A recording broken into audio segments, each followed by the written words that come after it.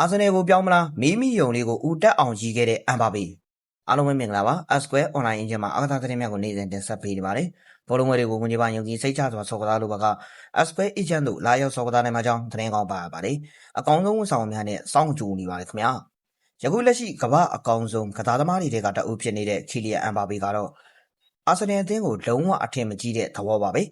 ဒါမှမဟုတ်အာဆင်နယ်အသင်းကိုချန်ပီယံလိဆိုဗလာရရှိမဲ့အသင်းတစ်သင်းဖြစ်တဲ့ဆိုတာကိုမယုံကြည်တာများလားအာဆင်နယ်အသင်းမှာကစားနေရင်ဘောလင်းဒီယော်စုရရှိဖို့မတိကျဘူးဆိုတဲ့သဘောများလားကြောက်တော့မသိပါဘူးအကယ်၍ရီယယ်မက်ဒရစ်အသင်းကနေအမ်ဘာပေတယောက်ကထွက်ခွာသွားခဲ့ရင်ဘယ်အသင်းကိုပြောင်းရွှေ့ကစားမလဲဆိုတဲ့သတင်းကို TNC Sport နဲ့အင်တာဗျူးဖြေဆိုခဲ့ပါတယ်ခမရကကျွန်တော်တို့ကစားသမားမျိုးကိုအာဆင်နယ်အသင်းကိုပြောင်းဖို့မေးတာကနောက်နေတာလားအတီမေးနေတာလားကျွန်တော်အတီမေးတယ်လို့ပဲသတ်မှတ်ပြီးဒီမေးခွန်းကိုကောင်းကောင်းမွန်မွန်ဖြေပေးပါမယ်ကျွန်တော်အာဆင်နယ်အသင်းကိုမပြောင်းပါဘူးပြောင်းဖို့လည်းဆန္ဒမရှိပါဘူးဘယ်တော့မှလည်းပြောင်းမှာမဟုတ်ပါဘူးကျွန်တော်ကချန်ပီယံလိတွေဘောလင်းဒီယော်စုတွေနဲ့ထိုက်တန်တဲ့ကစားသမားပါ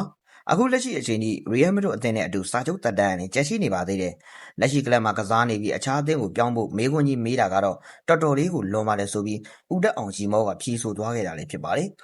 ခီလီယန်ပြောတဲ့စကားကိုသတိထားမိလားစကားပြောဆိုမှညင်းဆိုချက်လေးတွေပါဝင်နေပါတယ်ဒါကတော့သူကဘောလင်းဒီယော်စုတွေချန်ပီယံလိတွေနဲ့ထိုက်တန်တဲ့ကစားသမားမှုအာဆင်နယ်အသင်းမှာကစားနေရင်ဒါမျိုးတွေမရနိုင်ဘူးဆိုတာသူကတတိကျယုံကြည်ထားလို့လည်းဖြစ်ပါတယ်ဒါကလည်းမှန်ပါတယ်မှန်တာတွေပြောနေတာကြီးကိုလည်းအာဆင်နယ်ဖန်တွေအနေနဲ့ခီလီယန်ကိုတွားပြီးစိတ်ကောက်နေလို့မရပါဘူးအာဆင်နယ်အသင်းမှာကစားမှုတဲ့ကစားသမားတွေကအသက်သာကြီးသွားပြီးကစားသမားဘဝကုံဆုံးတဲ့အထိအနားယူသွားရပေမဲ့ဘောလင်းဒီယော်စုတွေမရရှိခဲ့ဘူးတလို့ဘောလင်းဒီယော်စုရရှိခဲ့ဘူးတဲ့ကစားသမားတွေကလည်းအာဆင်နယ်ကိုတယောက်လောက်တောင်လာပြီးတော့မကစားဘူးခဲ့ပါဘူးဒီတော့အဖြေကရှင်းရှင်းလေးပါပဲအာဆင်နယ်မှာကစားနေရင်ကစားသမားတွေရဲ့ဘဝနှိမ့်ကြဖို့ပဲရှိပါတယ်ဘာအောင်မြင်မှုမှာရလာနိုင်မှာမဟုတ်ပါဘူးလို့ပဲပြောချင်ပါတယ်